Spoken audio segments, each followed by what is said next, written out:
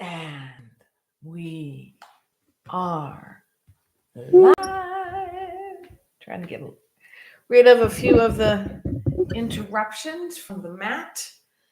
My name is Karen McPhillips. Thank you for being here today. It is our yoga intermission. I am live at the moment. If you are watching at 9:31 on Saturday, March 1st, Rabbit. Today's focus is on lines of energy, direction of energy, so that we can understand a bit more of what we can expect from a posture, but also so we can focus on creating and encouraging those lines of energy. I'm going to start out with a bolster, and if you have a bed pillow or something like that, quick, go run and grab it. We're going to start in child's pose. So your bolster or pillow, you don't have to have one, by the way. It just is a bit of a nicer experience. Your bolster or pillow comes straight forward from your knees. You widen your knees, drop your sitting bones toward your heels, touch your big toes, and then draw down onto your bolster. Oh, I could stay here forever. A little bolster hug.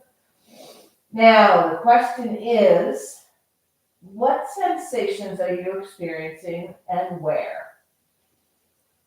If you're feeling uncomfortable in your low back, perhaps you bring the bolster or pillow back a little bit more, or you tuck your tailbone. So the lines of energy here are really across the sacrum, the low back, downward from the sacrum to the tailbone, and then upward from the tailbone, just above the tailbone to the top of the head, the back of the head. So maybe you can aim your breath in the direction of the energy. Back and down for the lower back. Sitting bones toward your heels. And a little bit of length up toward your rib cage and your shoulders. Upwardly. If you happen to have your head turned to one side, as I do, we'll take 5 more breaths here, and then we'll switch the head to the other side. As you breathe, you might find yourself sinking down toward your heels.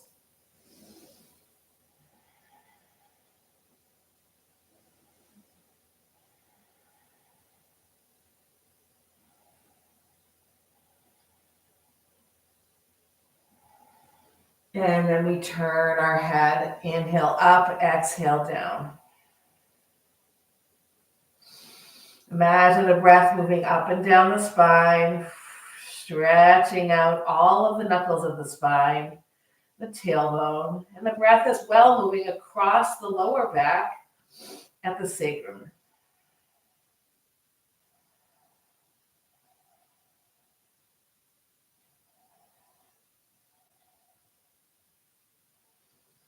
Now you might think, we're going to come out of this and up into kneeling. You might think that felt a little bit complicated. Well, how do I know the direction of the energy? Well, if your yoga teacher has the opportunity to help you, or you have a question, you can always ask. But this is kind of a nice little basics approach. So right now I'm sitting on my heels. The tops of the feet are on the ground.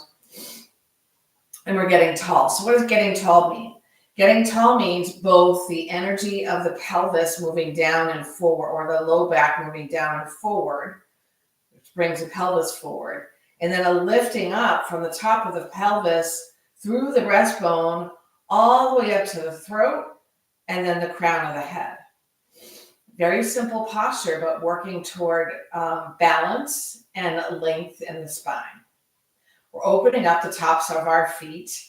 We're opening up the tops of the ankles. It's a very simple posture.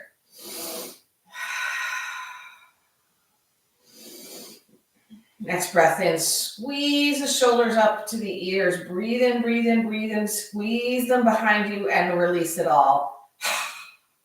And again, up. Back, Squish the shoulder blades together, release. Just watch the belly. It likes to drop down, back, and we'll kneel up this time. And we're going to bring the toes touching the ground so that your tops of your feet are lifted off.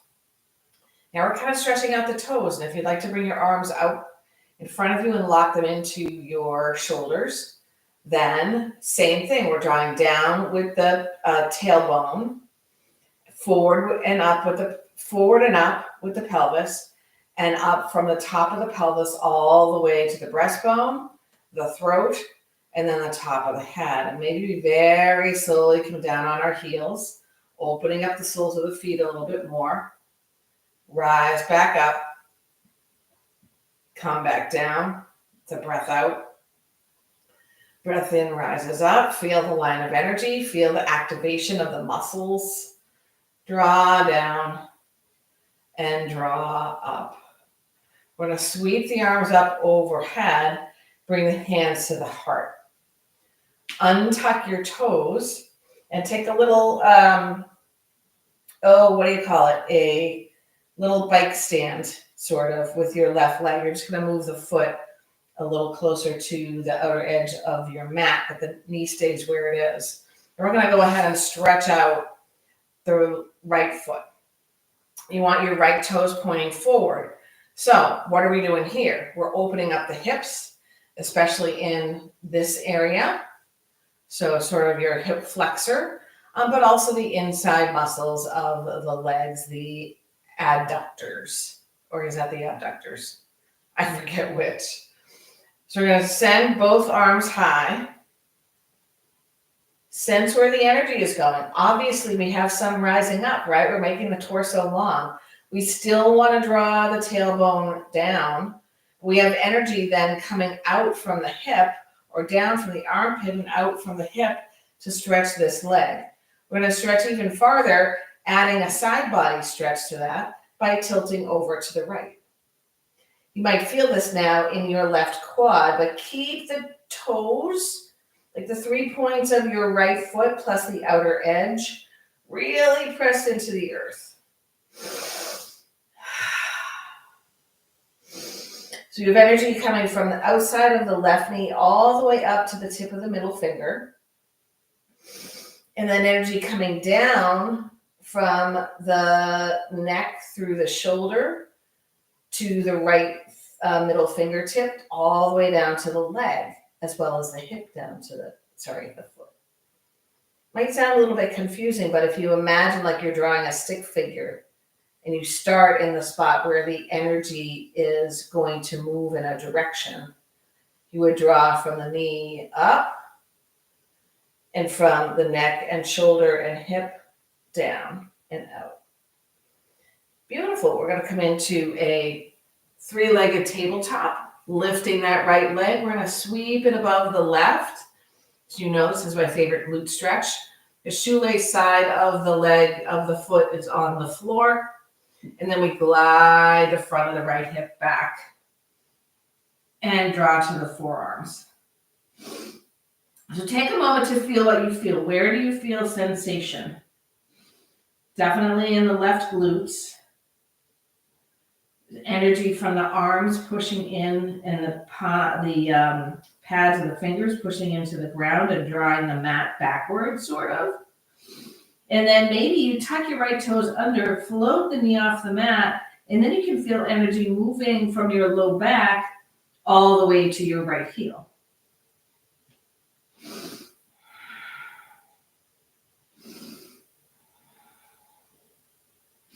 Draw back into your three-legged tabletop. Your knee comes to your nose, so you're rounding your spine. Inhale, extend, and draw that knee to the mat. You might take some cats and cows here, noticing that this is mostly about opening up the spine, lubricating the spine. I won't describe the lines of energy because it's a little wavy, like a sine wave. All right, we're going to come back up to our knees. I'm removing my upper layer. I'm warmed up. I come to you with many colors today. Hands on hips, scoot the left leg out. Maybe you kickstand, that's the word. Maybe you kickstand your right foot out a little bit. Both arms up. Lines of energy. Right knee is into the ground, but it's like Velcro there, and the energy is rising up from the low pelvis, from the top of the pelvis all the way up to the right fingertips. On the left side, we have energy moving down and out in the leg and the hip, and ribs up to the fingertips. Now we're going to switch that, taking a tilt over, so that the line of energy from the right knee now is drawing all the way up, opening the rib cage with your breath to your right fingertips.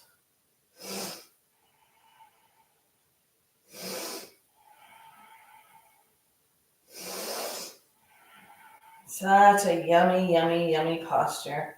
Lovely opening up of the inner thigh, strengthening and stretching of the leg and the outer edge of the foot.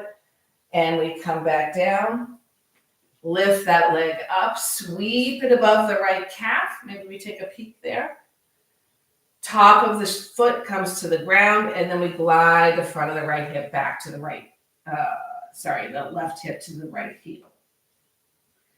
And again, imagine you're drawing the energy backward from the fingertips to the elbows. Glutes are activated on the right side. Tuck the left toes under, lift the knee off the mat, reach the heel behind you, and now you have energy from the left glutes all the way to the right, the left heel.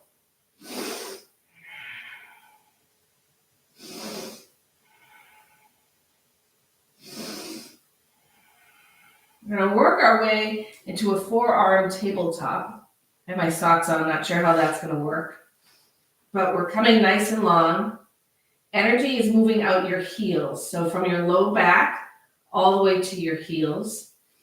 Belly draws in, so there's a little energy drawing from the belly up to the crown of the head. So that's a forward and a back energy. And arms and palms and fingertips like we just had them, which is drawing back with energy a little bit. We're going to drop one leg at a time onto the mat. Maybe widen your legs and find a sphinx. Where are you feeling this? If it's all dumping into your low back, the line of energy is not working for you. So you might widen your legs more. We're still drawing the energy backward on the mat with the palms and the fingertips and the forearms. But we're drawing the pelvis energy downward, almost as if the bony hips could be on the ground and the navel is lifted.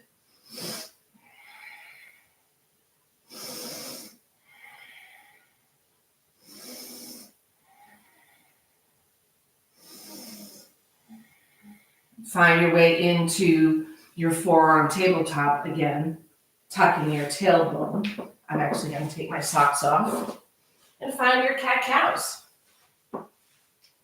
Pay attention to every place you feel sensation. So maybe you move more slowly than you have in the past. You might find a little rolling cat-cow.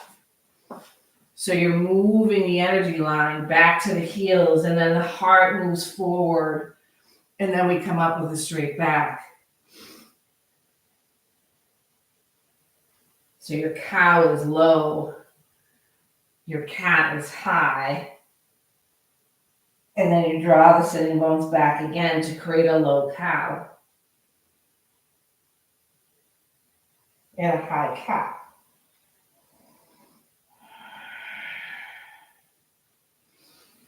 All right, straighten out the spine. We're going to take a little wrist opening. So draw up to all fours. Maybe the hands move a little closer to the knees. Take the backs of the hands to the earth, pointing toward the knees. See if the backs of the wrists can point forward and your elbows are kind of looking, inside elbows looking at each other. And you find a little rocking forward and back that might I don't know how many mights, be plenty for you. Or maybe you can rock a little further, a little farther. Maybe you can make fists of one or more, which would be two hands if you have them.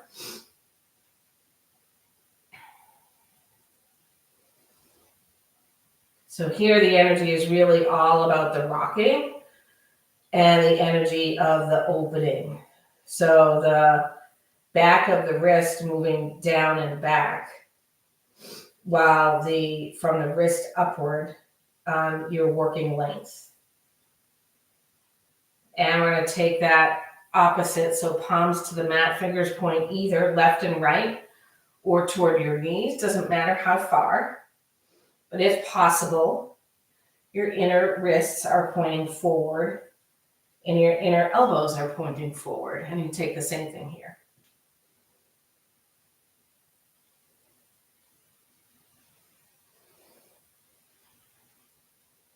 Beautiful. We're going to do a little more opening up of the hips before we come to our upright standing postures.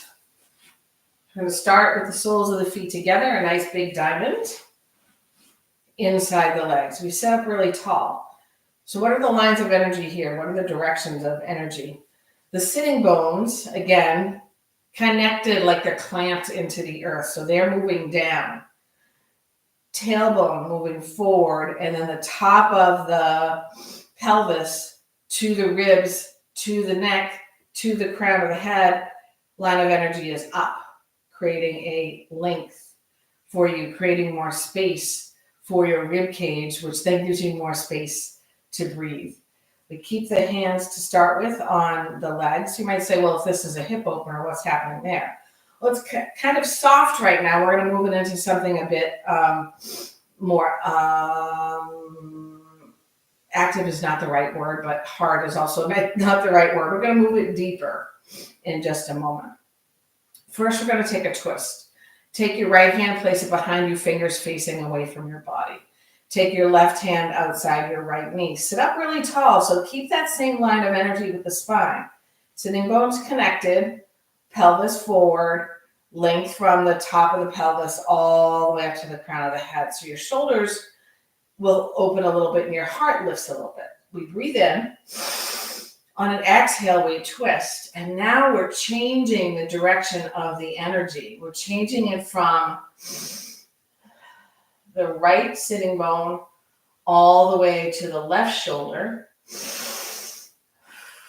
And it's twisting. And then from the left shoulder to the right. Head follows, gaze follows.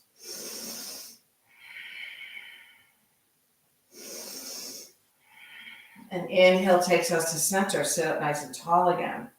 Take your left hand behind you, fingers away from you. Right hand to your left thigh. Sit up really tall, sitting bones connected. And we twist from the waist. So think about this as the belly button kind of orbiting the spine. And even as you twist, you don't want to crunch from shoulder to shoulder. The ideal, if there is an ideal, is to open up the collarbones as well.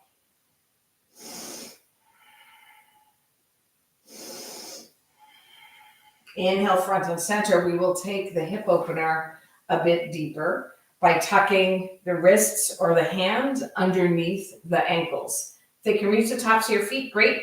If they can't, they stay at the tops of the ankles. Now we're going to change a little bit of the sensation because we're deepening the posture. So using your elbows, press your knees away and down, and immediately you might start to feel the line of energy moving more out the knees. Now we're going to shift forward with the heart, round the spine, and drop your head. That gives you more space to open up the hips. So take a moment here to scan your body. Feel whatever you're feeling, whatever the sensation or experience, wherever in the body. And don't just land on the places that feel challenged or difficult or uncomfortable. Discomfort is not a bad thing. It helps us know where our edge is. It also helps us discern between comfort, discomfort, challenge, and pain.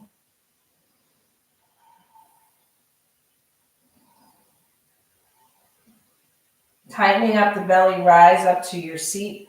Your hands come outside your knees to help the knees rise. You're going to move your feet apart. We're working a little bit on the foundations today as well. So press the big toe mound into the mat, both feet. Now the outer edge of the little toe, and then the center of your heel.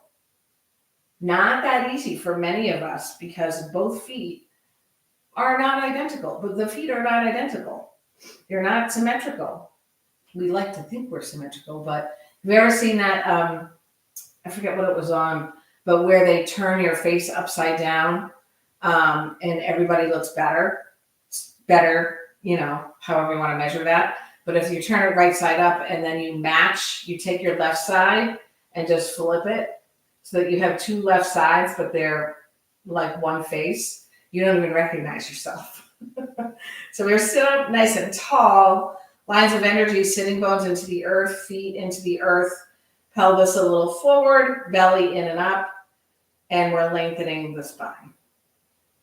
We're going to bring the hands behind us. The fingers can face your body. Bring your feet as wide as your mat and drop your knees together.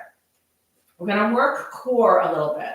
So think about just moving from the hips through the knees. So we're going to take a little windshield wiper.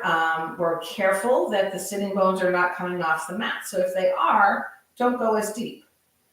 It's more important to find the shape that is safe in your body and gives you benefit than it is to injure yourself by forcing it.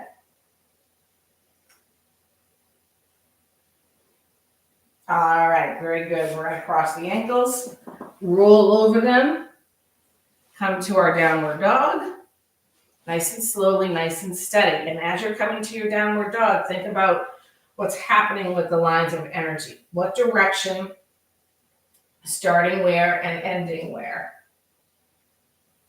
This is an inversion. So the energy is actually coming up the feet and the legs to the sitting bones to lift them.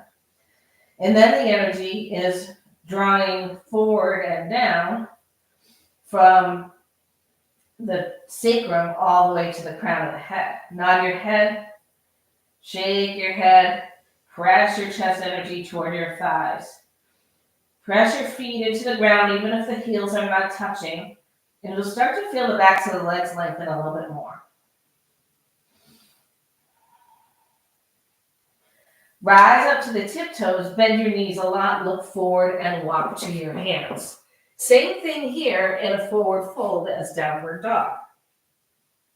But we have something in our favor. We can extend the power of gravity to draw the head and the neck and the back along by coming into a ragdoll bind. Your knees can be soft. Your feet are connected to the ground, but you're kind of pressing into it to press the hips high, while from the sacrum all the way to the crown of the head, the energy is driving downward. So if you think of yourself more as a folded piece of paper, that's what we're aiming for.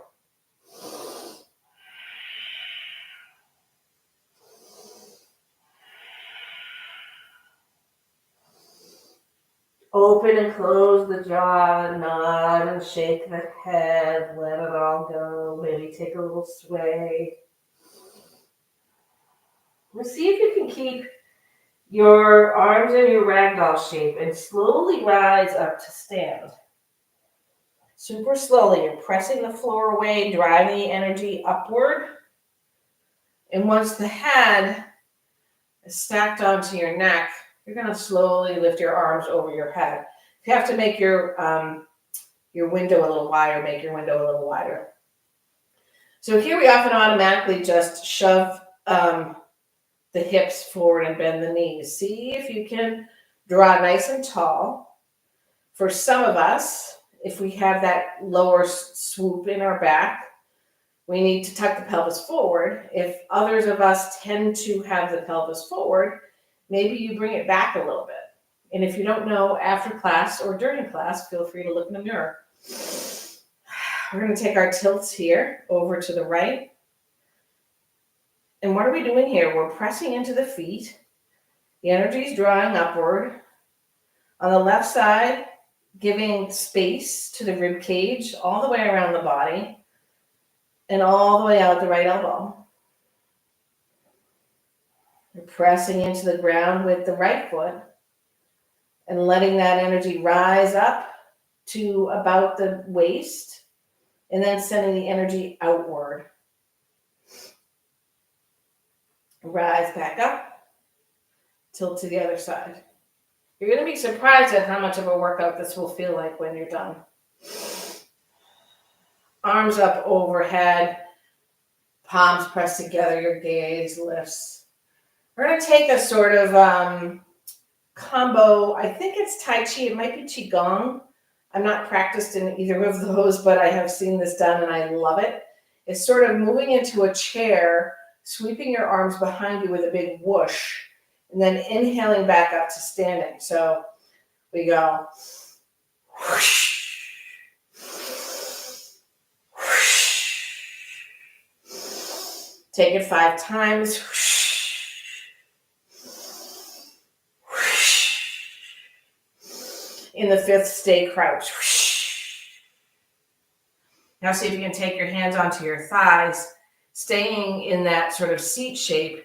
You're going to press your shoulders over your hips, draw your pelvis forward for a chair. So instead of feeling like you're skiing, if you ski, the energy is in your heels instead of in the chest and the balls of the feet. It's in the heels and the shoulders.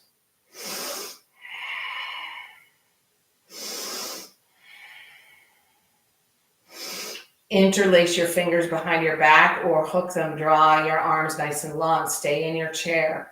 Rise up to the balls of your feet. We're working on the strength of the feet and the ankles. Sink down a little bit.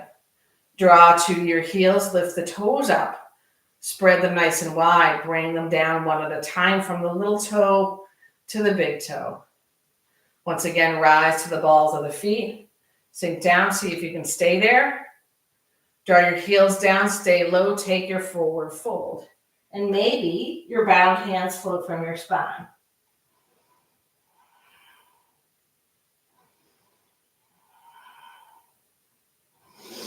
Exhale, hands drop, send your left foot to the back of your mat. You're on the ball of your foot, allowing the right knee to come above the right ankle. So here, energy from the lower back on the left side to the glutes and out the heel. But you also have to squeeze your glutes a bit here. On the right, energy from your knee down to your heel. And then energy from your sitting bone on the right side and your sitting bone on the right side forward to open up the heart. Left hand down, right arm high or to your low back for a twist. Just like when we were seated, energy lines moving from this time the right hip to the left shoulder and then the left shoulder up to the right fingers.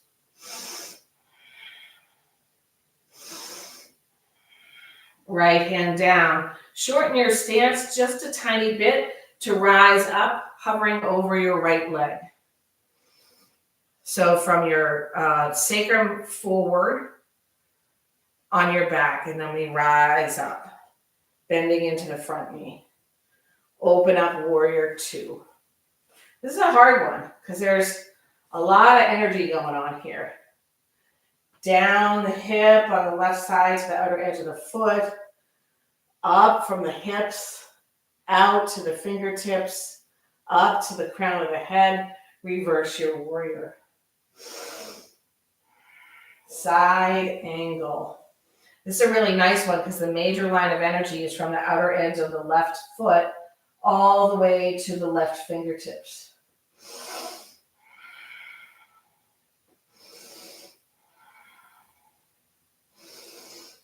Warrior 2. Unbend your front knee. Prepare for triangle, but if you're used to just going right into it, let's pause for a moment. Energy drawing upward from the feet. Energy drawing upward from the hips. Energy drawing outward from the shoulders. And as if there's a little magnet in front of us, we're going to reach the right hand forward, stay with the shoulders in the same plane as the hips until you can't go any further. Drop your right hand, doesn't matter where, you can use a block, and lift your left.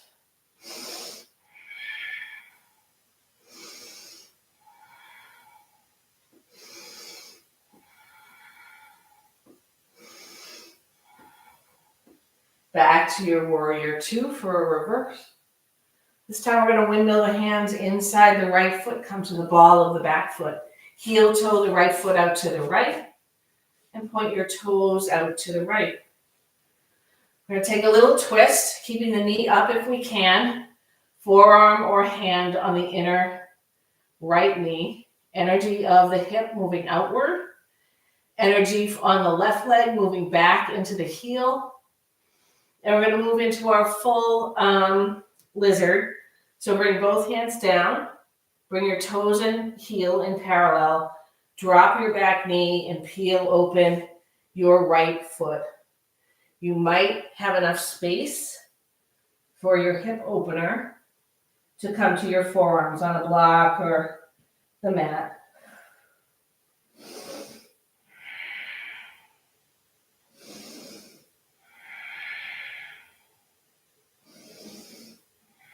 You are in a posture where the lines of energy can help open up the left quad and hip flexor while opening up the right hip. Hands plant underneath your shoulders. Toes of the right foot point out, and you bring the whole foot to the mat. We're going to find a squat. Drawing in toward Malasana. If you can't make it all the way there, that's fine. I like to do a little rocking and rolling on my feet. We're going to take this one more time in this practice. So at that point, you might be ready for a crow or something else. We're going to lift the bottom, point the toes forward, draw all the way back up, arms overhead, press the palms together. Bend your elbows, they come to the nape of the neck or your back.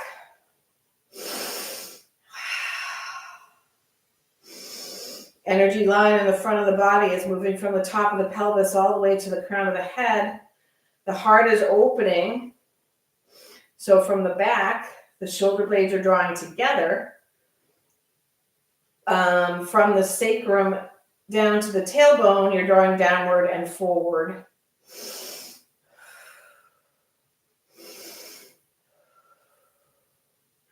Interlace your fingers, bring your palms to the back of your head, spread your arms wide. This looks like a nice power pose, huh? We're going to do some crunchies. So we're going to draw the elbows together as close as we can, almost like you're blocking your ears. Then you're going to bend your knees, scoop your belly in, draw your elbows toward your navel. So the low ribs are drawing toward the hips, and we breathe. Squeeze. Squeeze, squeeze, rise up, arms overhead. We take our forward fold. We're a little wide-legged, which is okay. Halfway lift, a long flat spine. So how is this working? Where do you feel this?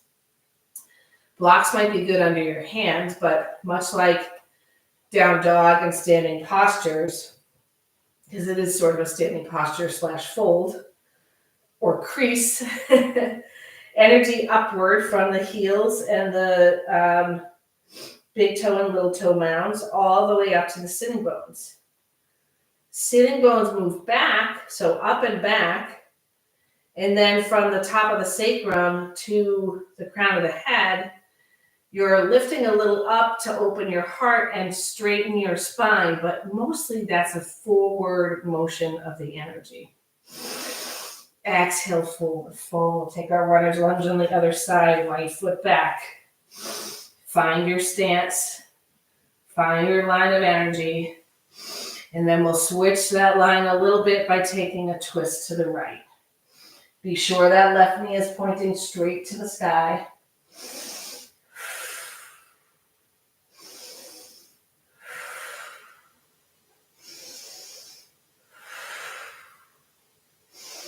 Left hand down, maybe a slightly shorter stance as you rise up, hovering over your foot. Opening up the heart. Rise up, crescent warrior.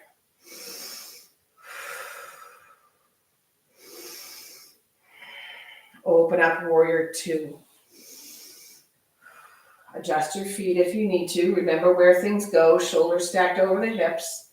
Energy to the outside of that right foot. Energy of the left hip and knee moving forward and down. Center of your chest out to the left and right. Flip your warrior. Side angle.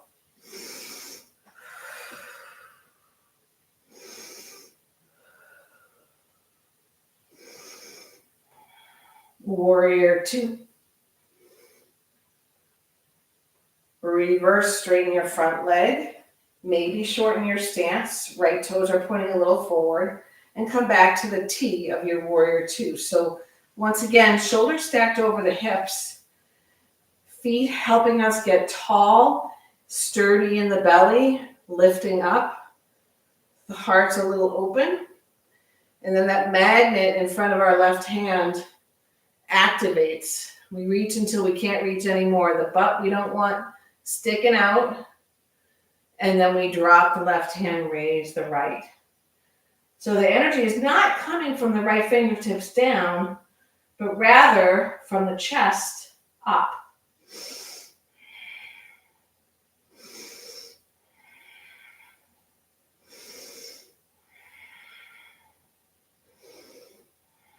Warrior two, a reverse, and then we windmill the hands inside the left foot, coming to the ball of the back foot. Heel toe the foot out to the left. Get your stance where it needs to be. Tip your toes to the left, and then with your forearm or hand on the left side, press that knee away and out. Long spine, so belly in and up.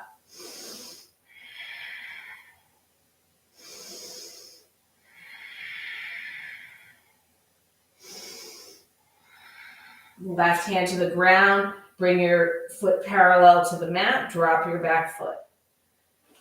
Untuck your toes, maybe lengthen left front to back. Peel open the left foot like a book. Maybe walk your hands forward, lizard pose.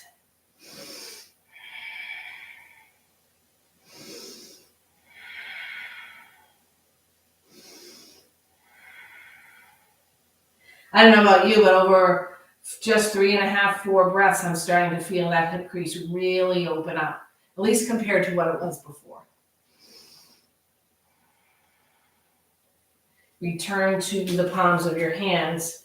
Left foot comes to the ground, toes point out, and we hop into a Malasana squat. Yogi's choice here. You can stay in Malasana, which is probably where I will stay. You can always take a twist or a bind. Prep for crow or do crow, or a prep for tripod or do prep tripod, as long as you can do it safely. We're going to take 5 breaths.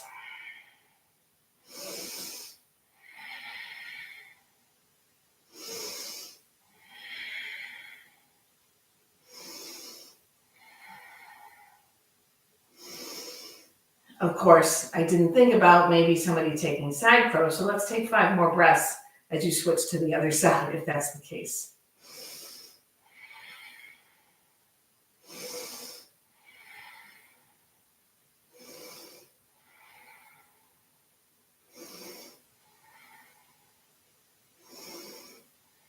All right, we are going to come to a seat, gracefully or not, your choice, maybe your body's choice.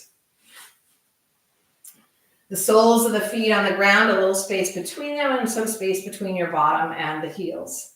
Now sit up tall to press the 3 corners, if you will, of the feet forward once more. We're going to move into a couple of bridges. So we're going to roll all the way down. You might release your hands, lift your chest. Take your time working on the core. Hands by your sides. Scoot the shoulder blades toward the hips, the hip on each side. And then whether you like a Pilates style with a longer space between your heels and your bottom, or a yogic style with a shorter distance, that is your choice. Before anyone moves into the back bend, press your low back to the earth and tilt your pelvis to the sky. Now you have the first level of prep. Second, knees move forward as hips lift away. They don't have to lift really high. And then third, shoulder blades scoot toward each other. Maybe your hands clasp underneath you if that gives you more leverage. Heart is lifting, pelvis is lifting. Thighs spinning toward each other, almost as if you're holding a block or like a PT or an OT ball between them. The knees together and widening of the feet. We don't want to undo everything we did, but we might need to rest just a little bit. Second back bend, yogi's choice. If you'd like a supported back bend, you can grab a rolled up blanket or a pillow or bolster or block and place it under your sacrum. Otherwise, we move back in, shoulder blades toward your hips, lower back squeezed to the ground, pelvis now can lift with the knees moving forward. A hug of the shoulder blades toward one another and the heart moving back. Use your feet. Any variation you like, take it here. You want to take it all out of your low back. So keep pressing that pelvis toward the sky. That's the line of energy you really want to focus on.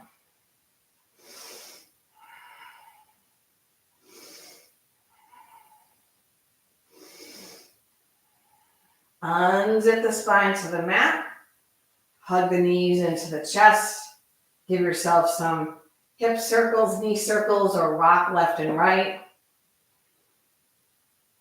I think we'll take one more on the mat posture before we take our twist and end our practice. We're going to take supine figure 4, soles of the feet back on the ground, right ankle above the left knee. You're welcome to stay here, pressing that right knee away and down as that line of energy, or gathering the back of your left thigh or your left shin in, activating both of your feet. It's hard to talk about lines of energy here because there are so many squared corners and triangular corners and all that sort of thing. So think about your breath moving into your right hip and down toward the knee and out. Low back on the ground.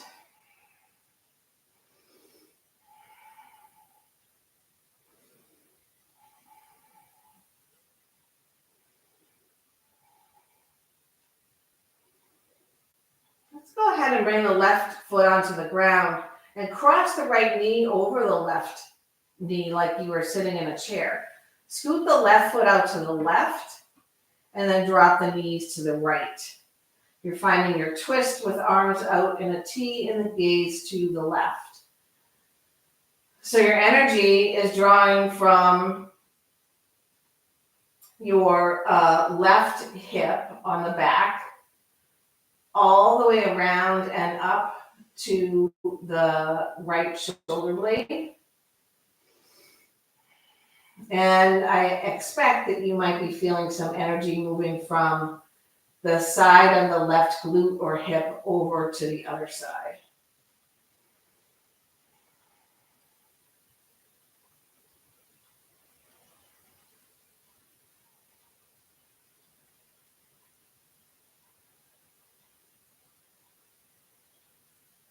All right, scoot the left foot more to the center, straighten out your spine, unhook the right leg in favor of hooking the left ankle above the right knee. Coming into our supine figure 4, our supine pigeon on this side, You do not have to pull the right knee in, but you're welcome to. Let the shoulders loosen toward the mat.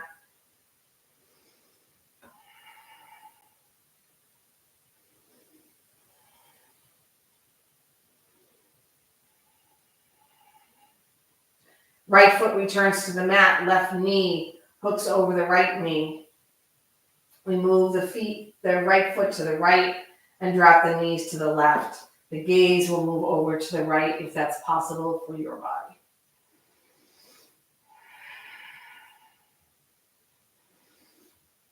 I'd rather you have less of a twist and aim more for the shoulder blades to be on the ground than the opposite.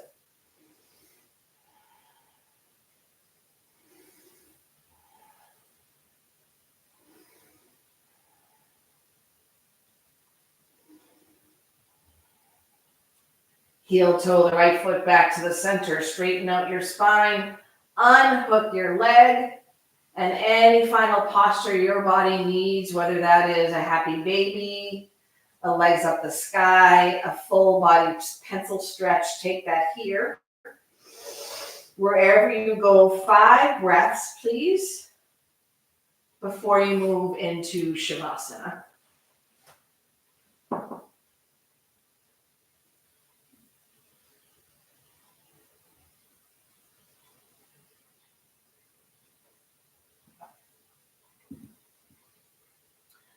So about now, you should be finding your Shavasana, whether it's the traditional or something else. I'm going to take it seated today.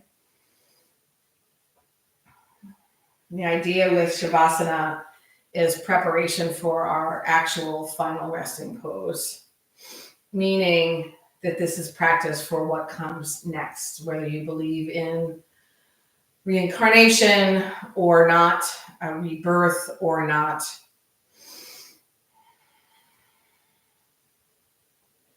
Effortless breath, softness in the body, including the face and the tongue, the top of the head.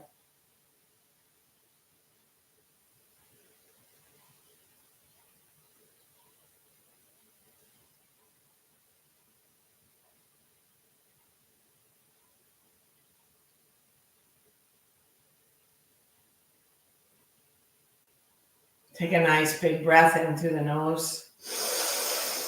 Release it through the mouth. Bring some movement back to your body and find yourself into a seat or in a seat. Make your way into a seat. Grammar's not important in yoga. It can be. And once in your seat, the hands drop by the sides. We press the heels of the hands to the earth, lowering the shoulders from the ears, extending the neck, extending the spine, drawing the pelvis forward. Beautiful. Arms float out and up overhead. Gaze will lift as well, even if the eyes are closed, and the hands come together at the heart. And considering all of the energy you just observed, checked in with, created, let's send some of that really good, joyous parts of that energy outward to others with a chant of Om. It's not required to chant, but if you would like to, you could even just imagine its Om coming, riding out the air of your mouth. So we'll empty our lungs of all the air. Breathe in fully. Thumb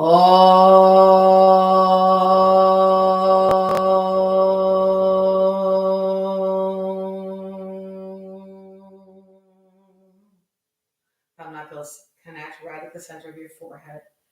May you find the lines of energy in your body, your heart, your mind, and your soul, leading you toward joy.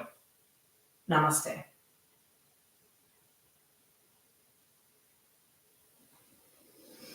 Thank you so much for spending time with me, Karen, at Salt and Sand Studio in Vermont. It is still winter here, so feel free to come up, over, or down, depending on where you would be coming from. We are in Warren, Vermont. And if you happen to have the funding for donation, please go to the website and donate. Otherwise, I'm still here for you, but I would love to see you live sometime.